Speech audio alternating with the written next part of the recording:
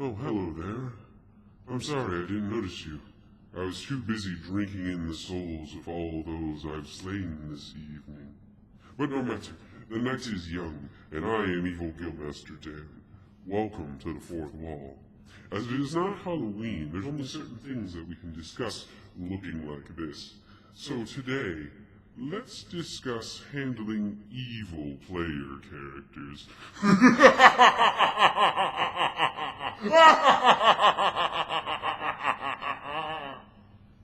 Alright.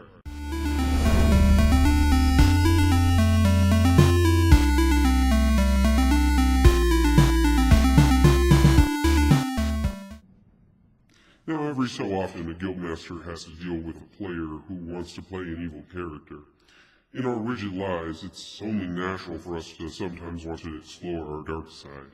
And after all, villains typically have the most fun in action movies, and they more often than not are pretty badass. So can you blame a player for wanting to play that badass villain in his role-playing game? Well, a little. But before we can discuss properly handling evil player characters, I need some more light. That's better. Yeah, there we go. And much better. You're going to have to deal with the eyeliner, okay? Anyway, so when it comes to evil player characters, yeah, they're typically not terribly successful, especially if you're running in a party of heroes and you want to play the antisocial dickhead that wants to go out and steal and maim and murder. It does not typically work out if you're running a fair world. If you're running a fair world, you know, there's consequences to all your actions, and typically the world does not like evil people. I mean, there are adventurers going out and hunting evil people all the time. On top of that, you know, there are things like laws, and people generally don't like being victims. And not everybody is a pushover. So typically what you end up seeing when you play evil characters in a fair world, if the party doesn't kill him or her, typically they end up getting killed by either someone more evil than them, or, well, justice is brought to them by, you know, the town guard or a hero or something. Typically that player ends up dying or imprisoned. And, you know, if they were expecting that, they should be expecting that, but if they didn't, you know, it sucks for them. But, you know, when it comes to game masters and when players want to play an evil character, how should you handle that? You know, should you not allow them to play evil characters? Should you, just discourage them? Should you have the world just focus on them until they decide to change into a proper hero? Well, really none of the above. I mean, certainly you should probably discourage them from playing an evil character, letting them know that they're probably not going to be the character that they're thinking of in their head, that it's not going to be as fun as they think, and it's not going to be as easy as they think. But that being said, you should go ahead, if they really want to play an evil character, let them have a go at it. I mean, who knows? They might actually play a successful one. And when I say that, I mean, what I mean by a successful evil character is a character who runs with a good aligned party and never really, he pursues his or her own interests and pursues their evil intent, but never really, essentially, they don't become a douche for douche sake. Which is what a lot of people tend to run their evil character like. Oh, I'm just gonna kill that man because I feel like it. Well, the good aligned party doesn't typically take kindly to that. Not at all. A successful evil character will actually probably be perceived as good most of the time. The players in the party might never know that he was evil in the first place. Or the players know he's evil and the characters never learned that he was evil until that faithful knight. You know, you could get a really cool character out of it if they play it correct, or if they play it well. You know, if they don't, as expected. The thing for you to remember as a game master is go ahead and let them, you know, take a shot at it if they want, because they might do well. The only thing you need to focus on is running your world fairly, as is your job of being a good game master. But when it specifically comes to evil, you know, player characters, you know, it can sometimes feel kind of nebulous. You're not sure, you know, how the world should react to that player character in such a way that, you know, you're not being too mean, or you're not being too easy on them for the sake of fun. You just want to run your world fairly. And to help you do that, I've come up with a little tool that you can use that I call the scale of response. It's just a real simple tool that you can use. You can write it down as a chart if you want. It's real simple. It's essentially based upon the transgressions of your evil player character or characters. And it's based on, essentially, the more evil that they commit, the more that the world will react to them, and the more that resistance they'll receive. Essentially, it goes like this. You have an evil player character who commits an evil deed. You know, whether that's murder, theft, whatever. The reaction of the world, the level of response that it starts with, is individual.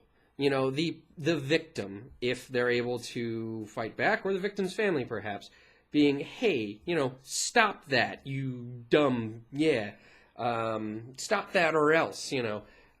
Like I said, people don't like being victims, and if somebody's going to steal from you or try and hurt you, you're going to fight back. But that's on the individual level. That's kind of what's expected. Any evil character who's going to, you know, plague a random NPC, the NPC is just not going to take it. They're going to resist and fight back because people don't like being victims. But, you know, that's pretty standard. But we go from there. The player continues carrying out evil deeds. Let's say we surround this around a town, just for the sake of argument, and it'll help give the scale there. We keep the villainous character staying in a town.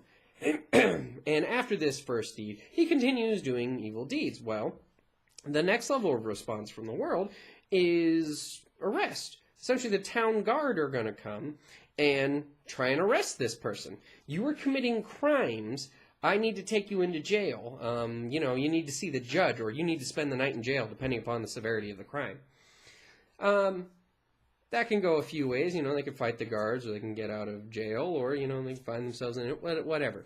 Essentially, the next level is, you know, is police response. You need to be arrested. If they even pass that, you know, whatever the outcome, whether they killed them or escaped or what, they continue to commit evil acts in this place. Maybe they overpower the guards or something. Well, fine. It goes to the next level of response, and that's where this character has become a local enemy, an enemy of the town. Now, not only does he have the local guard after him, he's an actual, like, official... Essentially, the guard are out looking for him or her constantly. And, you know, the person might be beset by angry mobs. You know, if they're in town... Again, people don't like being victims, and if, you know, a angry mob gathers up, might have to deal with that. Yeah, so, you know, you have the town guard in force, like with the sheriff and stuff, and you have angry mobs that they'll probably have to deal with. All right, sure. Let's say they get past that and continue committing deeds. Maybe, you know, they get the angry mob, they get the guard, and, you know, they're strong or they're smart, so they destroy the guard and they destroy the angry mob. All right. Well, now we proceed to the next level. Now this person has become, you know, person has become an official villain. As far as the town, before he or she was just a local enemy, somebody this town or did not like at all. Now, official villain. Bounty, the mayor, anyone who's left is going to start posting bounties. You know, they might send warning off to the Lord. Essentially, the evil player character has reached the point where adventurers are going to start tracking them down. Bounty hunters are going to start coming after them. adventurers going to show up to slay this evil person, to save the town from this person who has been plaguing it. Okay, again, maybe your character's powerful and smart. Maybe, only adventurers come. Yeah, might come in bounty hunters or singles. Adventurers may come in small groups. Maybe enough for them to handle. Granted, you should be noticing a rising difficulty here. Well, yeah, but again, maybe they're rising in power with it. So they've been, scraping through, dealing with all these people coming after them. Sure, fine. The continuing community. They've slain all the bounty hunters and adventurers that come together. Now, this person has gained enough notoriety that the Lord or the King has heard about them. This person has caused enough trouble that he is an enemy of the state. The noble or the king is going to send an armed response. He or she is going to send a armed unit to go in and free this town. Maybe not an entire army yet, but a platoon or a regiment of soldiers are going in. We're going to throw in a massive military at this evil and try and rout it and, save that part of the town. Or even worse yet, by this level, other brigands might notice that. Maybe this one evil character is plaguing this town and by fortune has lasted this long. Well, other evil characters would notice that, like bandit leaders and stuff. They won't necessarily gather to this person. Actually, at first, they're going to seek to take advantage of this. So, bandit leaders, other evils, they're going to look to take in and take advantage. Either make this person subservient or just flat out take this, besieged territory from them. So, all right, now you have an armed response from the king or the lord, and you have, other brigands such as bandits and other like evil wizards, whatever, coming to either, bring this person on as a servant or to, take what they have. But,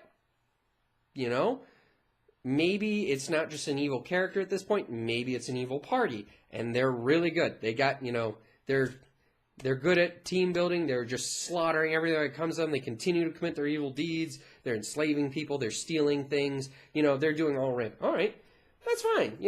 If they've reached that level, it's fine. It goes to the next level after that. The military response will get bigger. If they are enough of a threat, the king will send a full army. In fact, the king may even seek help from neighboring countries. An entire army will come to stop this threat to the kingdom. Now, maybe, if they're high enough level, it's possible that they might come out on top of an army. Maybe they have some powerful friends by this point. Maybe they routed people and gathered followers or something. It's fine. That's fine. Or maybe they just simply escape the army, like give up their town and escape. But they keep committing evil deeds. Point being, there's still a level past when, an army is sent after you. Because naturally, the villain might be smart enough not to try to fight an entire army and might just, take the chance to escape and commit evil elsewhere. Well, they've still gained themselves some nice evil renown that people know to look out for them. Once you surpass the point that a nation is sending an army after you, or a nation is trying to take advantage and, take that part of the country from you so that they can have the part of the enemy country, once you've passed that, now you've reached the point where kings or lords start beseeching heroes of legend. Your like max level characters, the people that are legends in your world that are still alive, that, kings will turn to in the most dire of circumstances. We've done our best to squash this evil that is plaguing our land, but none of our best soldiers have not been able to rout them or find them. We need your help, sir or madam so-and-so, great and powerful so-and-so. They'll seek out the heroes of this world. These might be past player characters, or they might be NPCs. well, even past player characters would probably be NPCs in this. But the point is, heroes will come. Like, the really powerful people of the world that have gone through the ringer, that have slain the have slain like the big evils before. They're called in because now this evil player character is considered a big evil. And help us, please. Save us from this evil. Now, I should state here that even though this is a scale of response, that's all it really is. That it's just a means of measuring how severe the world will respond to growing evil. And they'll respond to a player character the same way they respond to an evil NPC. It will grow in the amount of response that they send after them. But that being said, having gone through the list, I don't want you to think that, it's an adversarial relationship. You are not throwing harder and harder stuff at this evil player character to try and kill it so that they make a hero. That is not what the scale of response is for. The scale of response is just a tool to help you keep track of how much the world is responding to this character's deeds. You should, it might not necessarily be like a step-by-step process. They might carry out multiple deeds over the course of, your campaign or your adventure that leads to that scale raising. But that's the scale that you're dealing with. As low as an individual person just resisting, as high as the legends of this world coming to hunt down this great evil and save everyone from them. It's a scale to go on, and it's just to help you measure how much the world should be reacting to that character at that given time based upon their evil deeds. This is not an adversarial relationship, and you should absolutely not treat it as such. They are playing their character, and they are probably, if they've lasted that long, are playing their character right. So do not just try and punish them with harder villains. The rest of the players are just going to suffer for it. This is just a scale of response to help you keep track of what sort of challenges they're going to face just based upon them being evil. The main thing to remember when it comes to handling evil player characters is that they're playing their character, and they should be allowed to. You should not force them to play a certain way. Let them play their character how their character would act. If that character is evil, that's fine. All you have to do and focus on is running a world fairly. Granted, worlds do not like being victims, and people don't like being victims, and that's fine, and the world reacting to that is only natural, and you should react, intelligently and properly just as the world would. Use a scale of response to help you know, at what level the world should be responding to this character's deeds. But, naturally, there's probably other ways that you can handle evil player characters, or the things that I didn't touch on, or, if you disagreed with something I had to say, please feel free to leave a comment below. Please like, share, and subscribe so we can keep the conversation going. And as always, thank you for watching, and we'll see you next time.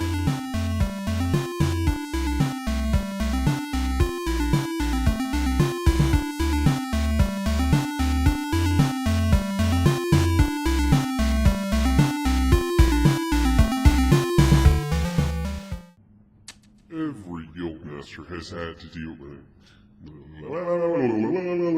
Mary had a little lamb, little lamb, little lamb. Mary had a little lamb whose fleece was white as snow. Alright, I think we found our blooper.